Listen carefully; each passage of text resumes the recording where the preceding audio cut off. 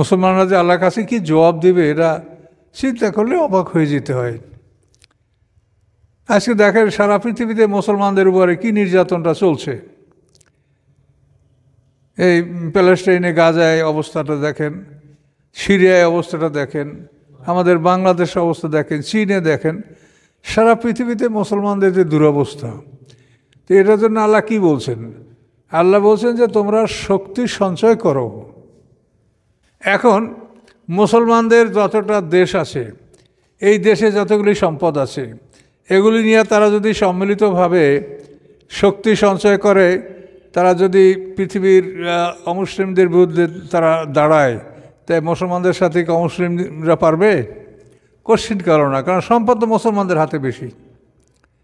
মুসলমানদের জনসংখ্যা হলো 4-1, কিন্তু তাদের কাছে সম্পদ আছে 3-1। কাজে মুসলমানদেরকে আল্লাহ সর্বশক্তি দিয়েছেন, সব ব্যবস্থাপনা করেছেন, তারপরেও যদি তোমরা এটা না করো তাহলে আল্লাহ তাআলা বিচার তোমাদের করবে। আর যদি মুসলমানদের সেই অবস্থাটা না থাকতো, সৈন্যবাহিনী নাই, আল্লাহর পক্ষে কেউ নাই, আবরাহা আল্লাহ ভাঙতে আসছে, আল্লাহ পাখি পাঠাইয়া রক্ষা করছে। কাজে এখন তো আল্লাহ সেটা করবে না। তোমরা মুসলমান, তোমাদের ধন আছে, সম্পদ আছে, লোকজন আছে, সব কিছু আছে, কিন্তু তোমরা কেন আল্লাহর দিনের পক্ষে তোমরা একত্রিত হও না? তো এগুলির জন্য এই যে বিলাসিতা করিয়া বেড়াচ্ছে, এদের পিঠের চামড়া কেউ থাকবে না, দেখবেন এদের চামড়া গলায় ফেলাবে আল্লাহ তাআলা। আউযু বিল্লাহি মিনাশ শাইতানির রাজিম। ওয়াকালাতিল ইয়াহুদু উযাইর ইবনুল্লাহ। ইহুদিরা বলে উযাইর আলাইহিস সালাম আল্লাহর পুত্র। ওয়াকালাতিন নাসারা, এবং নাসারারা বলে মাসিহ ইবনুল্লাহ, মাসিহ ঈসা ইবনে মারিয়াম। মাসিহ শব্দের অর্থ মিথ্যাবাদী, আবার এই শব্দের অর্থ সত্যবাদী। একই শব্দ বিপরীত অর্থ বহন করে। মাসিহ, মাসিহুদ দাজ্জাল, দাজ্জালের নামের পিছনেও মাসিহ আছে, মাসিহুদ দাজ্জাল। আবার মাসিহ ঈসা, তার হলো মিথ্যাবাদী, আর ঈসা আলাইহিস সালাম সত্যবাদী। আল্লাহ বলেন জালিকা কওলুম বিআফওয়াহিম, এ কথাগুলি তাদের মুখের কথা। কওলুম তাদের কথা, বিআফওয়াহিম তাদের মুখের, আফওয়াহ মানে মুখ, তাদের মুখসমূহের কথা এগুলি। এগুলির পিছনে কোনো প্রমাণ নাই, দলিল নাই। ইউদাইউনা কাওলাল্লাযিনা কাফারু মিন ক্বাবলু, সাদৃশ্য মিলে যায় কাওলাল্লাযিনা কাফারু মিন ক্বাবলু, ওই কাফেরদের কথার সাথে যারা ইতিপূর্বে চলে গেছে। ইতিপূর্বে যে কাফেররা ছিল তাদের কথার সাথে এদের কথা মিলে যায়, সাদৃশ্য হয়। তাহলে এখন দেখেন এই দুইটা সম্প্রদায়, ইহুদি, তারা উযাইর আলাইহিস সালামকে আল্লাহর পুত্র বলে। উযাইর আলাইহিস সালামের কাহিনী আপনারা শুনেছেন সূরা বাকারায়, যে বাইতুল মুকাদ্দাসের মানে বক্তে নাসার বাইতুল মুকাদ্দাস ধ্বংস করার পরে বাইতুল মুকাদ্দাস ওই জনপদ যখন বিরান হয়ে গেছিল, তখন ওখান থেকে উযাইর আলাইহিস সালামের যাত্রা হয়েছিল। উনি ওখান থেকে পথ অতিক্রম করতেছিলেন, তখন উনি দেখে বলছিলেন যে আল্লাহ তাআলা এই মৃত শহরকে কিভাবে জীবিত করবেন। তখন 100 বছরের জন্য আল্লাহ তাআলা উযাইর আলাইহিস সালামকে সেখানে ঘুম পড়িয়ে রেখেছিলেন। 100 বছর পরে তাকে জাগ্রত করলেন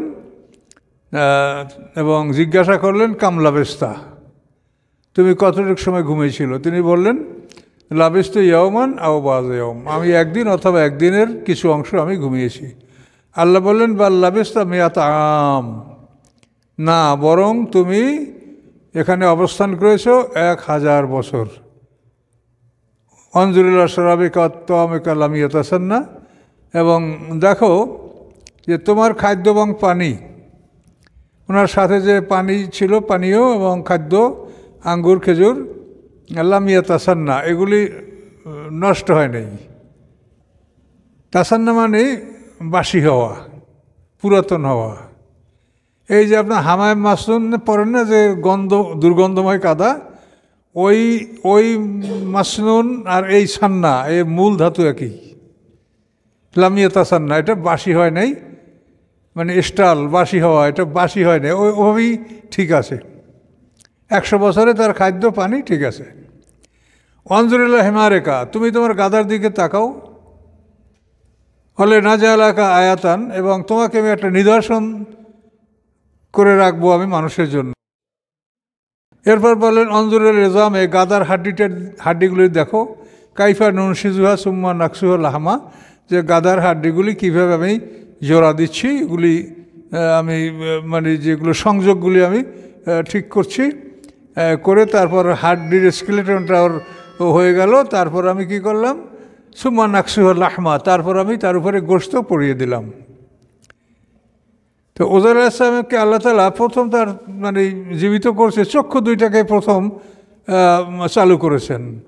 তো উনি দেখতে পাচ্ছেন যে এই গাধাটা কীভাবে আল্লাহ তাআলা মাটির সাথে তার হাড্ডিগুলি মিশে গেছে, সেই হাড্ডিগুলি তুলে আল্লাহর হুকুমে সেগুলি সংযুক্ত হাড্ডিগুলি আস্তে আস্তে সব একের সাথে এক জোড়া লেগে গেল, তারপর তার সাথে গোশত পরালো এবং গাধাটা সম্পূর্ণ জীবিত হয়ে গেল। আর একই জায়গায় তার খাদ্য এবং পানি এটা বাসি হয় নাই। তো এগুলি হলো আল্লাহর কুদরত, যে দেখেন 100 বছর পর্যন্ত রাস্তার উপরে একটা মানুষ ঘুমিয়ে থাকলো কেমন করে, গাড়ি ঘোড়া কি চলে নাই, তো লোকটা কেমন করে থাকলো? তা সেখানে কি কোনো পাখি ছিল না যে ওই ফলমূলগুলো খেয়ে ফেলবে বা তার পানিটু খেয়ে ফেলবে বা পানিটা একসময় শুকিয়ে যাবে? তো এগুলির মাধ্যমে আমাদের ঈমান বাড়বে যে এটা আল্লাহর কুদরত, আল্লাহ এটা করতে পারেন। তাহলে উজাইর আলাইহিস সালামকে আল্লাহ 100 বছর পর্যন্ত ঘুমিয়ে রাখলেন, তার খাদ্য পানি সেখানে সুন্দর থাকলো, তা বাসি হয় নাই, পুরাতন হয়নি। গাধাটা ওইভাবে মরে গেল এবং সেটাকে এভাবে আল্লাহ জীবিত করলেন এবং বললেন যে আমি এভাবেই মৃতদেরকে জীবিত করব। কাজে আমার উপর বিশ্বাস করো যে আমি মৃতদেরকে জীবিত করার ক্ষমতা রাখি। ইয়া আল্লাহ! তো এই ঘটনার পরে উজাইর আলাইহিস সালাম যখন তার বাড়িতে গেলেন, তখন তার মানে ছেলেদের বয়সই 100 বছর পার হয়ে গেছে। ওনাকে কেউ চিনতে পারছিল না। শেষ পর্যন্ত ওই বাড়ির এক দাসী, সে তাকে চিনতে পারছিল, তার পিঠে একটা দাগ ছিল, সেই দাগের সাহায্যে তারপর সবাই তাকে স্বীকৃতি দিচ্ছিল যে বখতে নাসারের আক্রমণের সময় তাওরাতের একটা কপি তারা একটা পাত্রে ঢুকাইয়া সেটা আঙ্গুর বাগানে এটাকে মাটির মধ্যে ওরা পুঁতে রেখেছিল। তো সেটা অন্য কেউ জানতো না। তো উজাইর আসলাম বললেন যে আমাকে সেই আঙ্গুর বাগানে যদি তোমরা নিয়ে যেতে পারো তা আমি সেখান থেকে তাওরাত কিতাব বের করে আনতে পারবো। তো উনি সেখান থেকে তাওরাত কিতাব বের করলেন, তাদের বিশ্বাস হলো। আর অন্যান্য নবীদের যে কেতাবগুলি, এগুলি নবীরা ছাড়া অন্যরা কেউ মুখস্থ করতে পারতো না। যেমন আমাদের করে আমরা সবাই মুখস্থ করতে পারি, কিন্তু অন্যান্য আসমানি কেতাবগুলি শুধু নবীরাই মুখস্থ করতে পারতো, অন্যরা পারতো না। তো বিভিন্নভাবে পরীক্ষা নিরীক্ষার পরে যখন প্রমাণ হলো যে উজাইর আলাইহিস সালাম তিনি পয়গাম্বার কিনা, এটা কিন্তু কোরআনে বলা নাই। তিনি একজন ভালো মানুষ, কিন্তু পয়গাম্বার কিনা এটা নবীদের যে 25 জন নবীদের তালিকা আছে তার মধ্যে উজাইরের নামটা নাই, কিন্তু দেখবেন ওনার নাম আছে কোরআনে, কিন্তু নবীদের তালিকা ভুক্ত নন। উনি যে নবী এমন কথা কিন্তু বলা হয়নি। তো এই উজাইর আলাইহিস সালামকে ওদিকে আল্লাহর পুত্র ঘোষণা করলো, আর খ্রিস্টানরা ঈসা আলাইহিস সালামকে আল্লাহর পুত্র বলে ঘোষণা করলো। এ ঘটনা আমরা একাধিকবার কোরআনে আমরা পাবো এবং পাচ্ছি। তো আল্লাহ বলেন এই কথাগুলি তাদের মুখের কথা। তাহলে এখন আল্লাহর সাথে যদি অংশীদারিত্ব সাব্যস্ত হয় শিরক, আল্লাহর সন্তান আছে কথা বলা তো শিরক। কাজে ইহুদি খ্রিস্টানরা তারা আহলে কিতাব নয়, তারা মুশরিক। কোরআনে অনুমতি আছে যে আহলে কিতাবদের জবে তোমরা খেতে পারবে, আহলে কিতাবদের কুমারী নারীদেরকে বিবাহ করতে পারবে, কিন্তু এরা আহলে কিতাব নয়, এরা মুশরিক। কাজে এদের সাথে বিবাহ বন্ধনে আবদ্ধ হওয়া, এখনও পৃথিবীর বহু মানুষ মুসলমান ইহুদি খ্রিস্টান বিয়ে করতেছে। তো এদের তো দিনের কিছু নাই, এরা তো শুধু পৃথিবীর ভোগবিলাসের জন্যই আছে। মুসলমানরা যে আল্লাহর কাছে কি জবাব দেবে এরা চিন্তা করলে অবাক হয়ে যেতে হয়। আজকে দেখেন সারা পৃথিবীতে মুসলমানদের উপরে কি নির্যাতনটা চলছে। এই প্যালেস্টাইনে গাজায় অবস্থাটা দেখেন, সিরিয়ায় অবস্থাটা দেখেন, আমাদের বাংলাদেশের অবস্থা দেখেন, চীনে দেখেন, সারা পৃথিবীতে মুসলমানদের যে দুরবস্থা। তো এটার জন্য আল্লাহ কি বলছেন? আল্লাহ বলছেন যে তোমরা শক্তি সঞ্চয় করো, তোমরা শক্তি সঞ্চয় করো। এই ঘোড়া বেঁধে রেখে, এটা তো আমরা পড়েছি মনে আগেই, তাই না?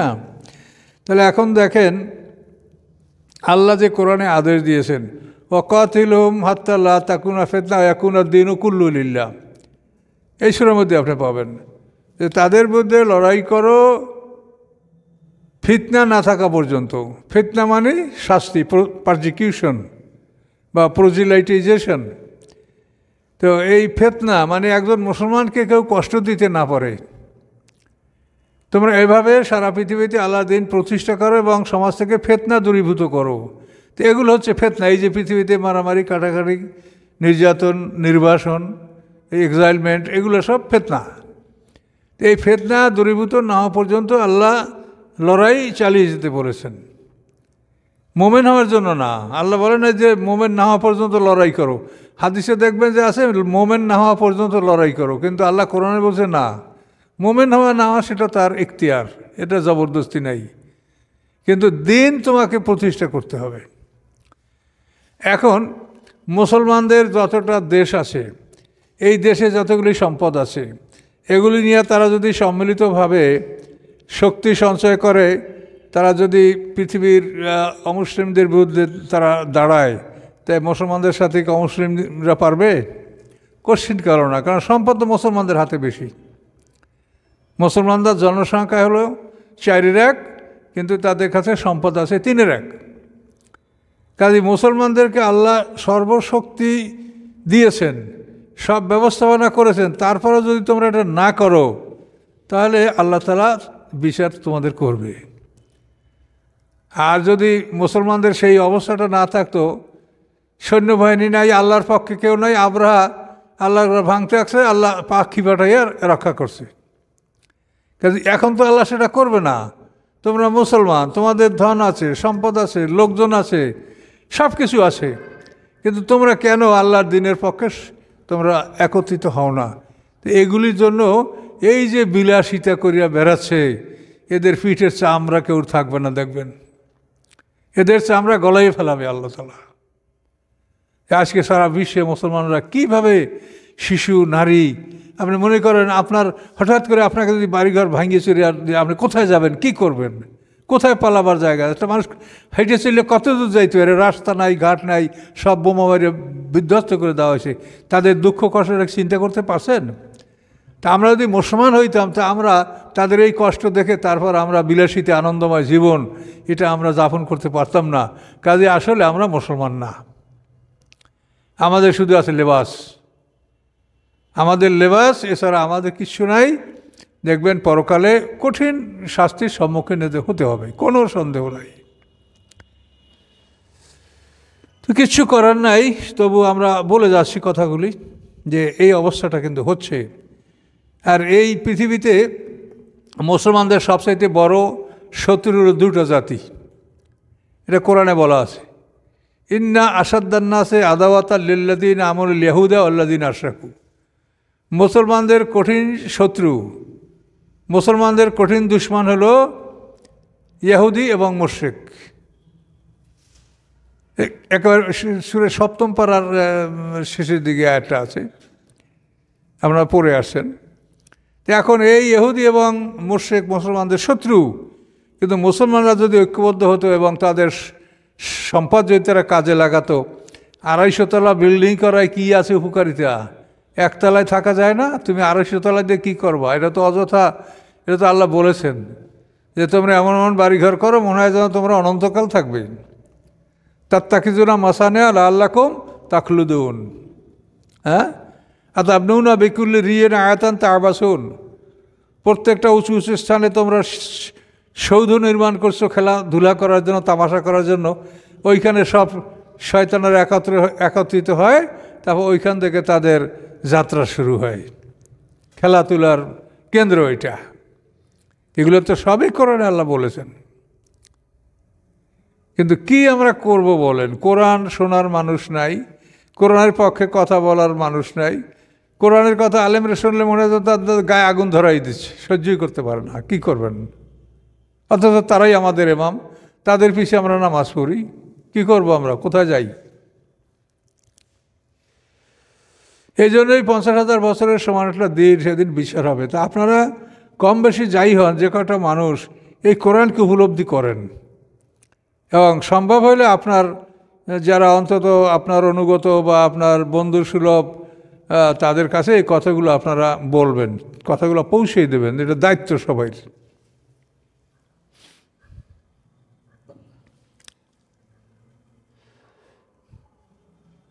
কাতালাহুমুল্লাহ আন্না ইউফাকুন। আল্লাহ বলেন তাদেরকে আল্লাহ হত্যা করুক, মানে আল্লাহ নিজের কথাই নিজে বলেন, তাদেরকে আল্লাহ তাআলা হত্যা করুক, অর্থাৎ তাদের ধ্বংস অনিবার্য।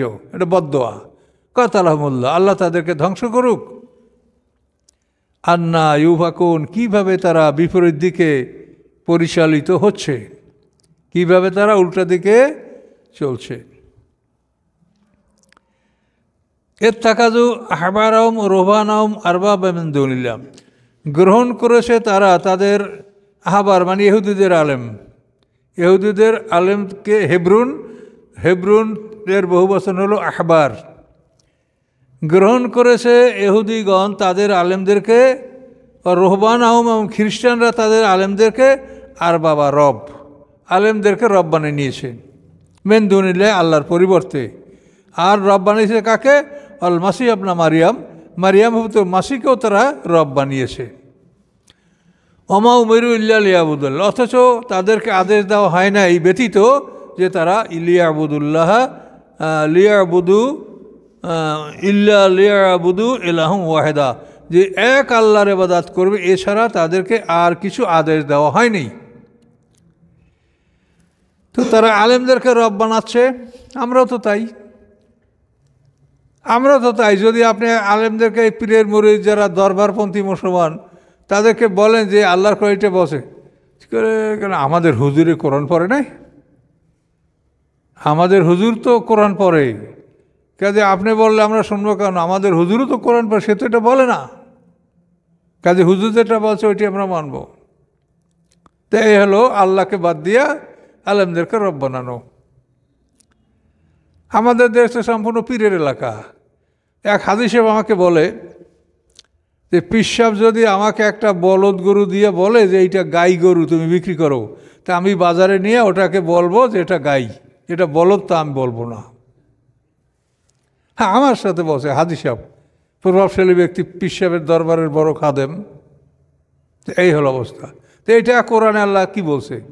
যে তারা তাদের আলেমদেরকে, ইহুদিরা আবার তাদের আলেমদেরকে, খ্রিস্টানরা রোমান, এই খ্রিস্টানরা তাদের আলেমদেরকে রব বানিয়ে নিয়েছে। মানে আলেমরা যা বলে তাই তারা শোনে, আল্লাহ কি বলছে সেটা তারা অনুসন্ধান করে না। 100 আমাদের সমাজের সাথে মিল আছে। আল্লাহ কি বলছেন এটা অনুসন্ধান করে না, আলেমরা বলছে এটাই ঠিক, বাস। কি সুন্দর কথা। আমাদের হুজুর কোরআন পড়ে না, তো সে বলে না, তো আপনি বলেন কেন? এই যে জাকাতে 13 ফরজ, এই যে আল্লাহর পরিবর্তে খোদা বলা যাবে না, এইসব কথা আমি যখন থেকে বলেছি তখন থেকে এর প্রতিবাদ। কিন্তু এখন অনেকে এটা মানে বিশ্বাস করছে, এই জন্য কিছুটা সাপোর্ট আমি পাচ্ছি। কিন্তু এরা আমার তর্কের ভিতরে লিপ্ত হয়ে যায়। বড় বড় মুফাসসিররা খোদা লেখছে, আসলেই তো লেখছে। এখন বড় মুফাসসিররা লেখলে খোদা হবে? আল্লাহ বলছেন ওয়ালিল্লাহিল আসমাউল হুসনা ফাদুহু বিহা, আল্লাহর কতগুলি সুন্দর সুন্দর নাম আছে, তোমরা আল্লাহকে সেই নামে ডাকো। ওয়া যারুল্লাযিনা ইউলহিদুনা ফি আয়াতি, এবং ছেড়ে দাও তাদেরকে যারা আমার আয়াতের ফি আসমাইহি, ওয়া যারুল্লাযিনা ইউলহিদুনা ফি আসমাইহি, ছেড়ে দাও তাদেরকে যারা আল্লাহর নামের ব্যাপারে, নামের বিষয়ে তারা ইউলহিদুনা মানে বক্রতা অবলম্বন করছে, বাঁকা। খোদা, ভগবান, ঈশ্বর, নারায়ণ, এগুলি বক্র নাম, এগুলি আল্লাহর সঠিক নাম নয়। আল্লাহর সঠিক নাম হলো আসমাউল হুসনা, যেগুলি কোরআনে এবং হাদিসে উল্লেখ আছে। তাহলে এই সমস্যাগুলো বুঝতে পারছেন তো, যে আলেমদেরকে তারা কিভাবে রব বানিয়েছে। আলেমরা যা বলে তাই শোনে, কিন্তু আসলে আল্লাহ কি বলছে এটা তার অনুসরণ করে না। এই জন্যই আল্লাহ তাআলা নবী রসুল মানে রাসূলের আনুগত্য এবং সিনিয়র সাহাবীদের আনুগত্য ছাড়া এই নিচের কোনো লোকের আনুগত্য করতে মানাই করেছে আল্লাহ। কোথাও আপনি খুঁজে পাবেন না। মাইয়তের রাসূলা ফাঁকা দাতা আল্লাহ, রাসূলের আনুগত্য করলে আল্লাহর আনুগত্য হয়ে গেল। আর অন্য আয়াতে আল্লাহ বলছেন মাইয়ুতিল্লাহ রাসূলা ফাউলাইকা মাআল্লাযিনা আনআমা আল্লাহু আলাইহিম মিনান নাবিয়্যিন ওয়াস সিদ্দিকিন ওয়াস শুহাদা ওয়াস সালিহিন ওয়া হাসুনা উলাইকা রাফিকা। আল্লাহ এবং রাসূলের আনুগত্য করলে তারা নবীন, সিদ্দিকিন, শুহাদা, সালিহিন এদের সাথে তারা থাকার অনুমতি পাবে। মাইয়ুতিল্লাহ রাসূল, আল্লাহ এবং রাসূলের আনুগত্য করলে, কিন্তু এই লোকগুলোর আনুগত্য করতে কিন্তু আল্লাহ বলেন নেই। এই পৃথিবীতে যত সমস্যা, এই নিম্ন শ্রেণীর লোক এদের আনুগত্য করে করে একটা দল। আর আল্লাহ যা বলছেন তাতে আমরা রাসূল ছাড়া, সিনিয়র সাহাবীদের ছাড়া কারো আনুগত্য করতে পারছি না, তাহলে আমাদের একদল, আমরা বাধ্য হই আমরা একদলই সব চলে আসবো। ইলাহু ওয়াহিদ লা ইলাহা ইল্লা হুয়া, নাই কোনো উপাস্য আল্লাহ ব্যতীত। সুবহানাহু, পবিত্রতা তার, আম্মা ইউশরিকুন, ওই সব কিছু হতে যা আল্লাহর সাথে শরীক করা হচ্ছে। কি শরীক করা হচ্ছে? ঈসা আলাইহিস সালামকে আল্লাহর পুত্র, মুসা আলাইহিস সালামকে আল্লাহর পুত্র বলা হচ্ছে, ফেরেশতাদেরকে আল্লাহর কন্যা বলা হচ্ছে। এগুলি সব শিরক, এর থেকে আল্লাহ পবিত্র। ইউরিদুন আইয়ুতফিউ নূর আল্লাহ বিআফওয়াহিম, তারা ইচ্ছা করে যে তারা নিভিয়ে ফেলবে আল্লাহর আলোকে তাদের মুখের সাহায্যে। এই জায়গায় দেখবেন অনেকেই লেখছে মুখের ফুৎকারে, ওই একজনে ফুৎকার লেখছে আর সব তর্জমাকারীরা ওইটা দেখে ফুৎকার লিখছে। এখানে কি লিখছে? এখানে তাদের মুখ দিয়ে লেখছে, এটা ফুৎকার লেখে না, এইবার ভালো করছে। মুখ দিয়া মানে মুখের যুক্তি তর্ক, মুখের কথা দ্বারা, কোনো আসমানি কিতাবের দলিল ছাড়া মুখের কথা, মুখের তর্ক বিতর্ক, মুখের যুক্তি, এগুলি দ্বারা তারা আল্লাহর আলোকে নিভিয়ে দিতেছে। এটা ফুঁক দিলে কি হয়?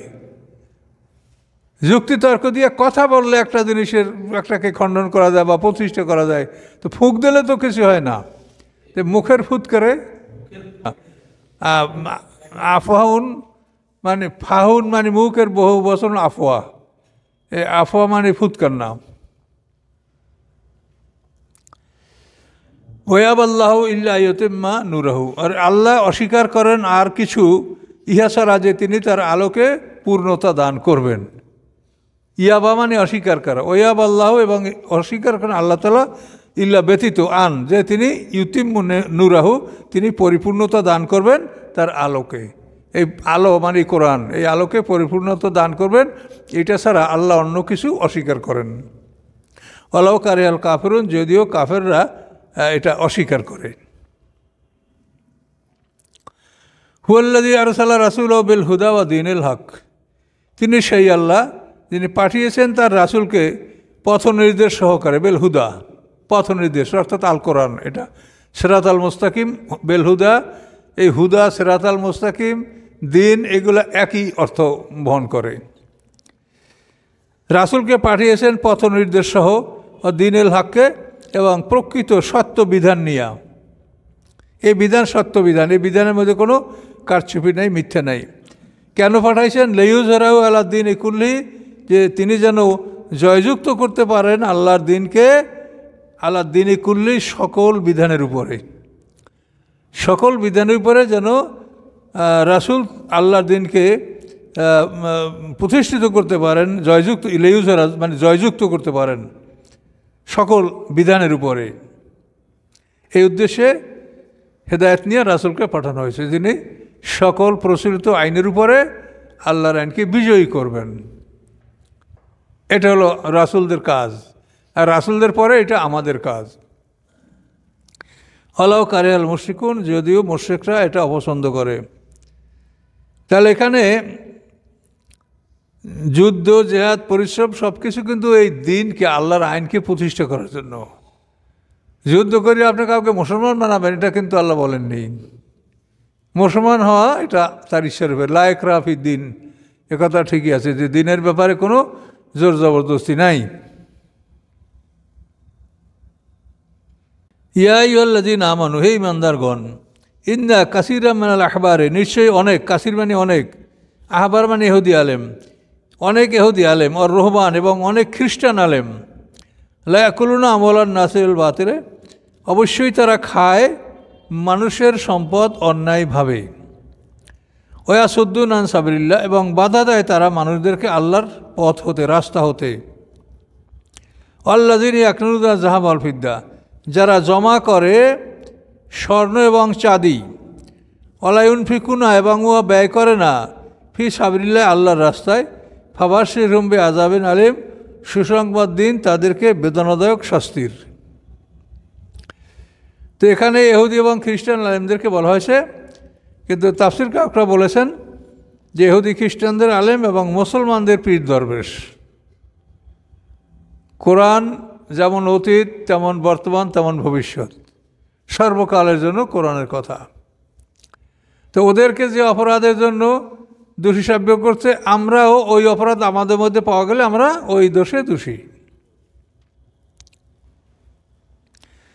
তো ইহুদি খ্রিস্টানরা অন্যায়ভাবে মানুষের সম্পদ ভক্ষণ করে কেমনে, এটা তো আমরা কেমনে করি, তো আপনাদেরকে বলেছি যে সম্পদ ব্যয় করার খাত হলো 17টা, জাকাতের খাত হলো 8টা, সূরা তাওবা 60 নম্বর আয়াত, আর ইহসানের খাত হলো 9টা, এটা সূরা নিসার মধ্যে, আয়াত নাম্বারটা বলতে পারছি না, 32, সূরা নিসার 32, এই দুইটা আয়াতে 9 আর 8 17টা খাত উল্লেখ করা হয়েছে।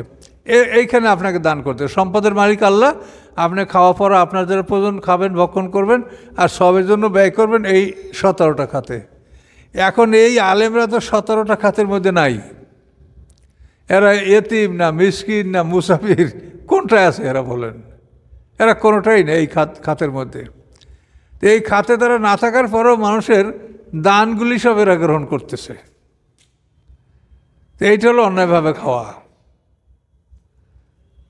সমাজে এইভাবে তারা আল্লাহর মানে বিধানকে উপেক্ষা করে তারা দান গ্রহণ করছে। এটা সব দরবার, এই দরবারি লোকগুলি সব হাজার হাজার কোটি টাকার মালিক, কাজ নাই, কর্ম নাই, ব্যবসা নাই, মিল নাই, কারখানা নাই, কোনো হিসাব নাই, কিতাব নাই, একবারে বিনা হিসাবে আয়, হাজার হাজার কোটি টাকার মালিক। খাও, খাইয়ে টাইয়ে পেট ভারী করো, তারপর যাও আগুনে জ্বলবে ভালো মোটা পেট।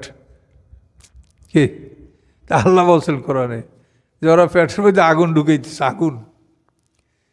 পৃথিবীর মানুষের কত কষ্ট, কত দুর্দশা, মানে এগুলো আপনি চলাফেরার পথে ঘাটে দেখেন যে মানুষরা জীবনযাপন করার জন্য কেউ কয়েকটা চানাচুর তাই বিক্রি করছে। আচ্ছা, ওই চানাচুর কটার কত দাম? হয়তো 500 টাকার মাল হবে না, 100-200 টাকার মাল হইতে পারে।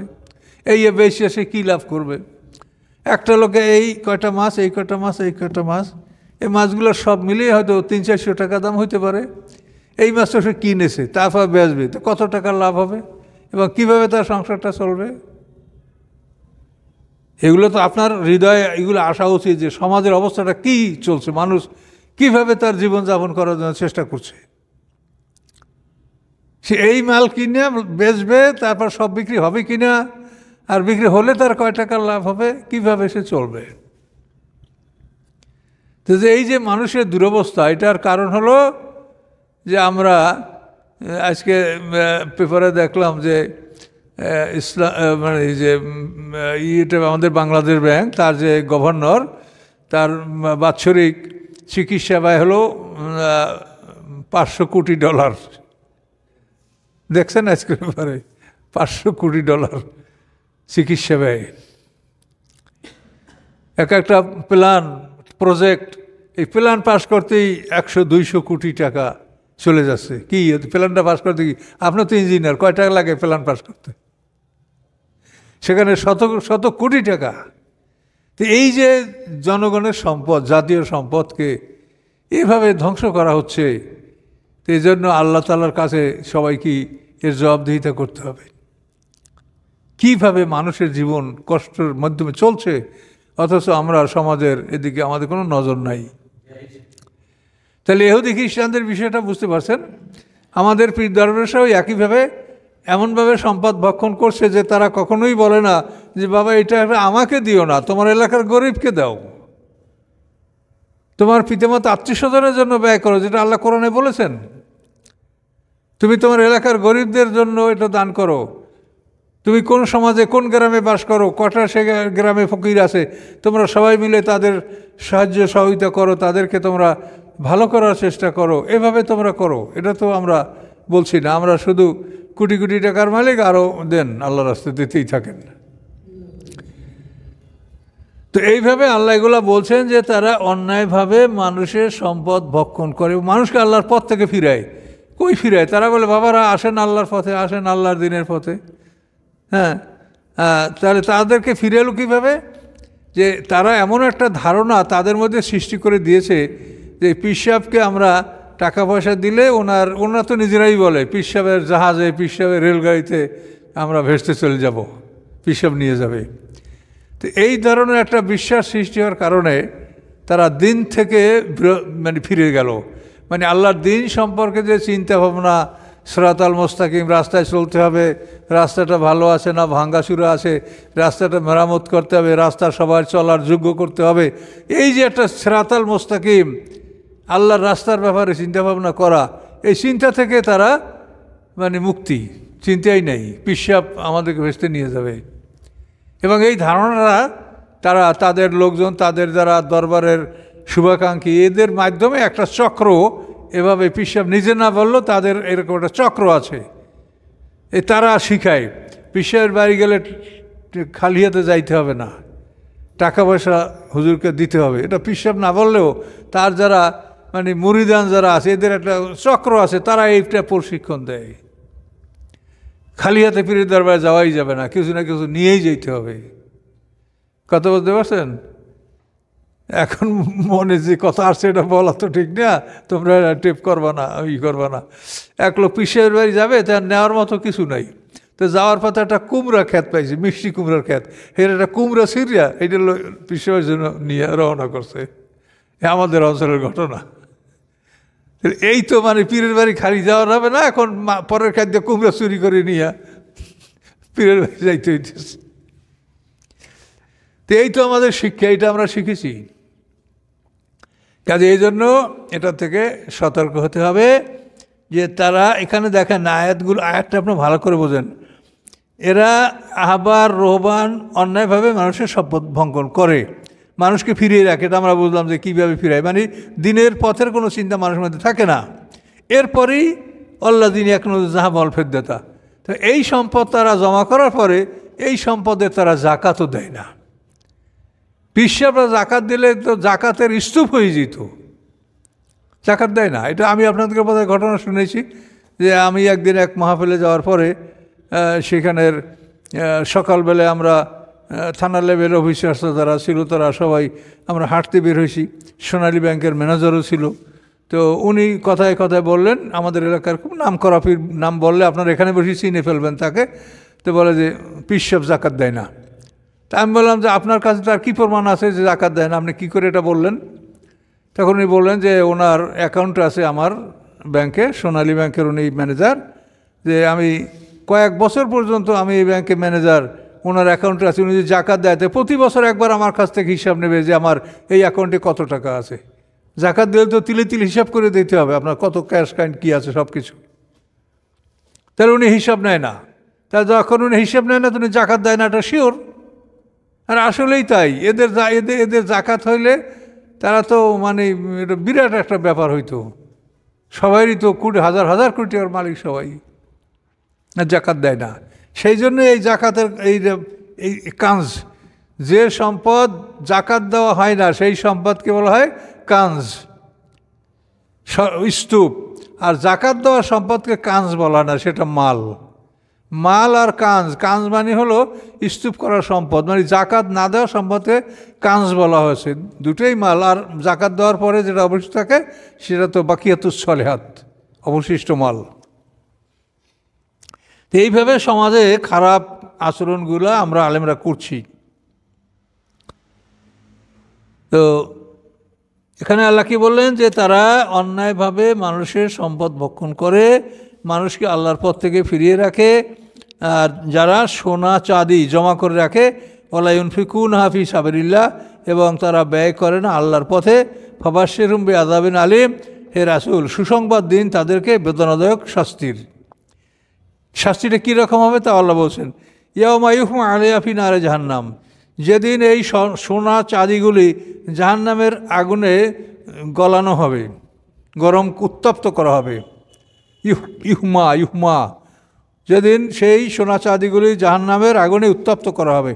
আপনার টাকাগুলি তো স্বর্ণ, আমাদের মুদ্রাটা কাগজ, এটা তো হলো মানে সিম্বল, কিন্তু আসলে টাকাটা তো স্বর্ণ, তো লেখাই আছে সাহিবা মাত্র বাহককে আমি 1000 টাকা দিতে বাধ্য থাকি বলে লেখা আছে। তাহলে এই টাকাটা, এটার পরিমাণ স্বর্ণ ব্যাংকে আপনার জমা আছে, এটা একটা স্লিপ। আপনি ওই স্বর্ণটা নিয়ে বাসা কিনা ঝামেলা হবে, এই জন্য আপনাকে একটা টোকেন দেওয়া হলো।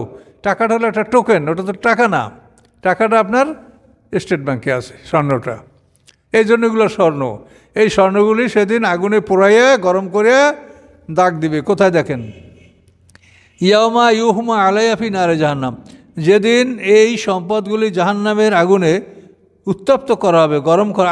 ইহুমা মানে গরম করা, আলাইহা মানে উহার উপরে, ফি নারে জাহান্নাম জাহান্নামের আগুনে। মানে এই কোরআন হলো ছন্দ, এই জন্য দেখেন শব্দার্থ করলে মেলে না, এটা তো ছন্দ। তবুও শব্দার্থ শুনে নেন, ইহুমা মানে গরম করা হবে, আলাইহা উহার উপরে মানে আগুনের উপরে, কুশের আগুন, ফি নারে জাহান্নাম জাহান্নামের আগুন, জাহান্নামের আগুনে ওই স্বর্ণরূপাগুলো গরম করা হবে। তা বাকি ফাতুকুয়া বিহা জিবাহুহুম, এগুলি দ্বারা তাদের মুখমণ্ডলে দাগ দেওয়া হবে, মুখমণ্ডলে দাগ দেওয়া হবে। জিভুন মানে মুখমণ্ডল, কপাল, ওই ওই লোহা পুড়িয়ে তারপর কপালে ওই সোনারূপা উত্তপ্ত করে কপালে দাগ দেওয়া। ও জুনুবহুম, এবং পাজরে, ও জুহুরহুম, এবং তাদের পিঠে। তো কপালে, পাজরে, পিঠে এই লোহা, এই স্বর্ণ পুড়ে পুড়ে তার দ্বারা তাদেরকে দাগ দেওয়া হবে। উত্তপ্ত স্বর্ণ এটা তাদের মুখমণ্ডলে, কপালে, আর জুনুবহুম মানে পাজরে, আর জুহুরহুম মানে পিঠে, পাজরে, পিঠে, মুখমণ্ডলে এগুলি দ্বারা দাগানো হবে। আর বলা হবে হাজা মা কুনতুম, হাজা মা কানাস্তুম লে আনফুসিকুম, ইহা তো উহাই, হাজা ইহা, মা উহাই, কানাস্তুম যা তোমরা সঞ্চয় করেছ, লে আনফুসিকুম তোমাদের নিজেদের জন্য, ফাজুকু অতএব স্বাদ গ্রহণ করো, মা কুনতুম তাকনিজুন যা তোমরা সঞ্চয় করতেছিলে, তোমরা যা সঞ্চয় করতেছিলে তার স্বাদ তোমরা গ্রহণ করো।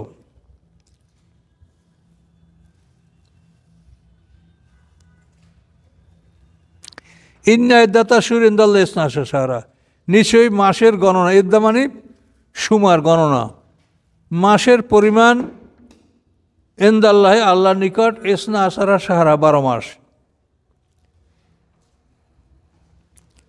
মাসের সংখ্যা, মাসের পরিমাণ, শুহুর, শাহরুনের বহুবচন শুহুর, ইনদাল্লাহি আল্লাহর নিকটে, ইসনা আশারা শাহরা, ইসনা আশারা, ইসনা মানে 2, আশা মানে 10, অর্থাৎ 12, শাহরান 12 মাস, ফি কিতাবিল্লাহি আল্লাহর কিতাবে। ইয়ামা খালাকাস সামাওয়াতি ওয়াল আরদ, ওই দিন থেকেই যেদিন আকাশ পৃথিবী সৃষ্টি করা হয়েছে। মিনহা আরবাতুম হুরুম, তার মধ্যে থেকে 4 মাস হলো মুহররম। 4 মাসের 3 মাস হলো একসাথে, জিলকদ, জিলহজ, মুহররম। বছরের শেষ 2 মাস জিলকদ, জিলহজ, আর ওই নূতন বছরের 1 মাস মুহররম, এই 3 মাস। আর মাঝখানে রজব, এই 3 মাস আপনি হজের জন্য, জিলকদ মাসে এহরাম বানবেন, জিলহজ মাসে হজ করবেন, মুহররম মাসে বাড়ি যাবেন, এটা হলো হজের। আর এহরামের উমরার জন্য হলো রজব মাস মাঝখানে, এই মোট 4 মাস। জালিকা দিনুল কাইয়্যিম, এটা হলো প্রতিষ্ঠিত বিধান। ফালা তাজলিমু ফীহিন্না আনফুসাকুম, এই মাসগুলিতে তোমরা নিজেদের উপরে জুলুম করবে না, অর্থাৎ এই মাসগুলিতে তোমরা কোনো যুদ্ধ বিগ্রহ করবে না। কাতিলুল মুশরিকিনা কাফা, তোমরা লড়াই করো মুশরিকদের বিরুদ্ধে সম্মিলিতভাবে, কামাই ইউকাতিলুনাকুম কাফা, যেভাবে তারা লড়াই করছে তোমাদের বিরুদ্ধে সম্মিলিতভাবে। ওয়ালামু, এবং জেনে রাখো, আন্নাল্লাহ মাআল মুত্তাকিন, নিশ্চয়ই আল্লাহ তাআলা মুত্তাকিনদের সাথে আছেন। অর্থাৎ তোমরা তাকওয়া অবলম্বন করবে, মানে এই মুহররম মাসে তোমরা শুরু করবে না যুদ্ধ, যদি তারা করে তাহলে তোমরা জবাব দিবে।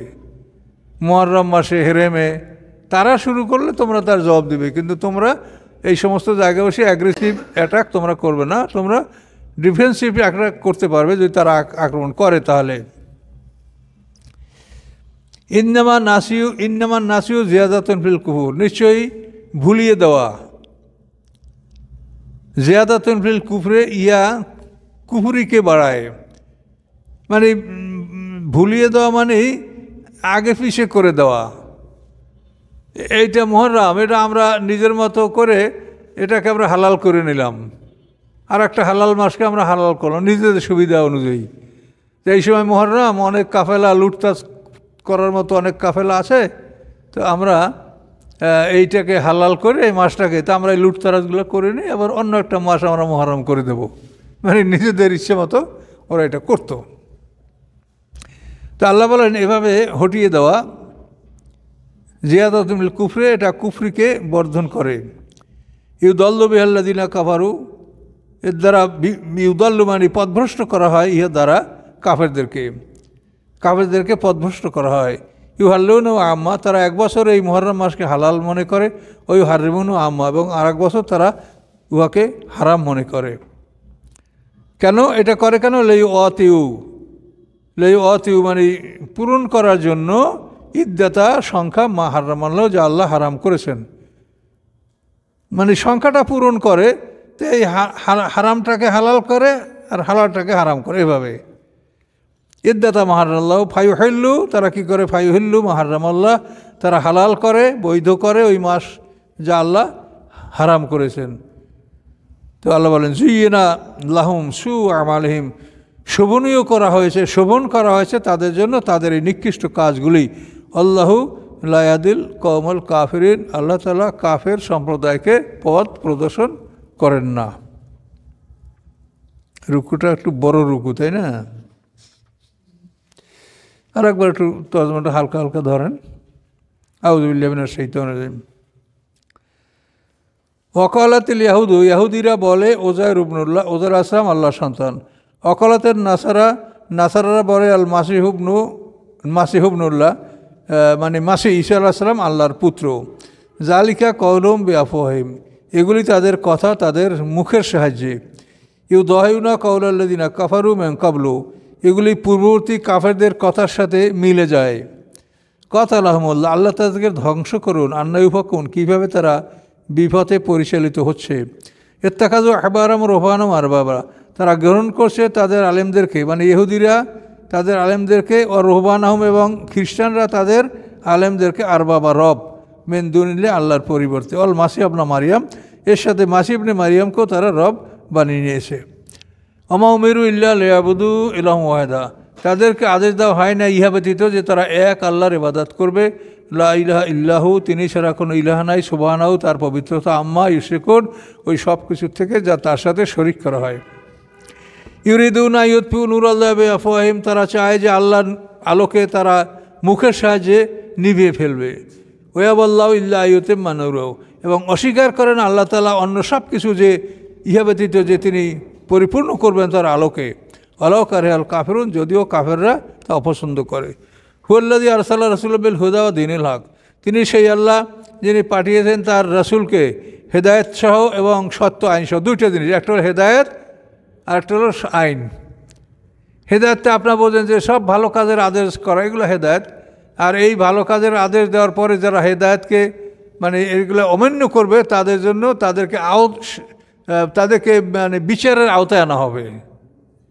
চুরি করো না, এটা হলো হেদায়েতের কথা। তারপরে যদি চুরি করে তাকে দিনে হক, তাকে আইনের আওতায় আনতে হবে। এই দুইটা জিনিস। তুমি শরাব পান করো না, যদি করো তাহলে তাকে আইনের আওতায় আনতে হবে। তুমি জিনা করো না, করলে তাকে আইনের মানে আওতায় আনতে হবে। এটা হলো হেদায়েত এবং দিনে হক, দুইটা জিনিস। লেউজরা দিনে করলেই সকল বিধানের উপরে এই আল্লাহর বিধানকে প্রাধান্য দেওয়ার জন্য আল্লাহ তাআলা এই বিধান রাসূলকে দিয়ে পাঠিয়েছেন, যদিও মুশরিকরা তা অপছন্দ করে।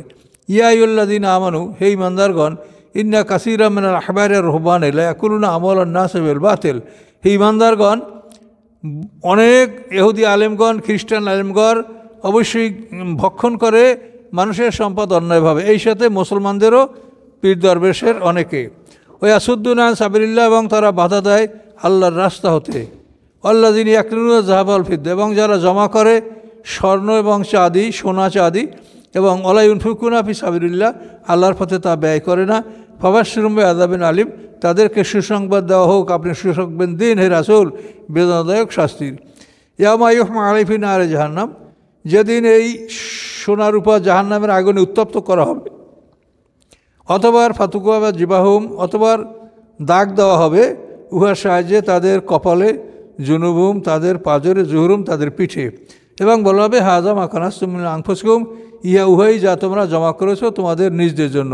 ফাদুকু, অতএব স্বাদ গ্রহণ করো, মা কুনতুম তাকনিজুন, যা তোমরা সঞ্চয় করেছিলে। ইন্না ইদ্দাতা ইনদাল্লাহি ইসনা শাহরান, নিশ্চয়ই মাসের সংখ্যা, মাসের গণনা ইনদাল্লাহি আল্লাহর নিকটে 12 মাস। ফি কিতাবিল্লাহি, আল্লাহর কিতাবে এটা বর্ণিত আছে। কোন দিন থেকে?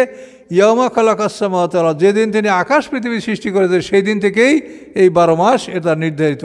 মিনহা আরবাতুন হুরুম, এবং তার মধ্যে 4 মাস হলো মুহররম, জিলকাদ, জিলহজ, মুহররম আর রজব। জালিকা দিনুল কাইম, এটা প্রতিষ্ঠিত দিন, এটার কোনো পরিবর্তনের কোনো অধিকার কারণ নাই, প্রতিষ্ঠিত দিন। ফালা তাজলিমু ফীহিন্না আনফুসাকুম, এই মাসগুলিতে তোমরা নিজেদের উপরে জুলুম করবে না। ওয়াকাতিলুল মুশরিকিনা কাফা, তোমরা লড়াই করো মুশরিকদের বিরুদ্ধে সম্মিলিতভাবে। কামা ইউকাতিলুনাকুম কাফা, যেরকম তারা তোমাদের বিরুদ্ধে যুদ্ধ করে সম্মিলিতভাবে। তাহলে আমরা কি সম্মিলিতভাবে কাফেরদের বিরুদ্ধে আসি? আমরা তো সব ইহুদি খ্রিস্টানদের পক্ষে, গোপনে গোপনে। ওয়ালামু আন্নাল্লাহ মাআল মুত্তাকিন, জেনে রাখো আল্লাহ তাআলা মুত্তাকিনদের সাথে আছেন। মানে এইসব সম্মানিত বস্তুর মধ্যে তোমরা যেন আগে কোনো রকম আক্রমণ না করো। ইন্দামান নাসি ও জিয়াদাতুন ফিল কুফরি, নিশ্চয়ই হটিয়ে দেওয়া, নড়চড় করা, হটিয়ে দেওয়া, জিয়াদাতুন ফিল কুফরে, ইয়া কুফরিকে বাড়ায়। ইউদাল্লু বিল্লাযিনা কাফারু, এবং কাফেরদেরকে এর মাধ্যমে আরও বিপদগামী করা হয়। ইউহাল্লুনা আম্মা, তারা এক বছরটা হালাল মনে করে, ওই হারিমুনা আম্মা, এবং এক বছর তাকে হারাম মনে করে। লাই ওয়াতিউ, যাতে তারা মানে পুরা করতে পারে গণনা, সংখ্যা পূরণ করার জন্য ওইটা 1 বছর হালাল, 1 বছর হারাম, হালালটাকে হারাম, হারামটাকে হালাল, এ করে সংখ্যাটা পূর্ণ করে, যাতে তারা পূরণ করতে পারে সংখ্যা উহার যা আল্লাহ তাআলা হারাম করেছেন। ফায়ুহিল্লু, অতএব তারা হালাল মনে করে মা হারামাল্লাহু, যা আল্লাহ হারাম করেছেন। যুজ্ঞানাম সু আমালিম, শোভন করা হয়েছে তাদের জন্য তাদের এই নিকৃষ্ট কাজ। আল্লাহু লা ইয়াহদিল কওমাল কাফিরিন, আল্লাহ তাআলা কাফের সম্প্রদায়কে পথ দেখান না।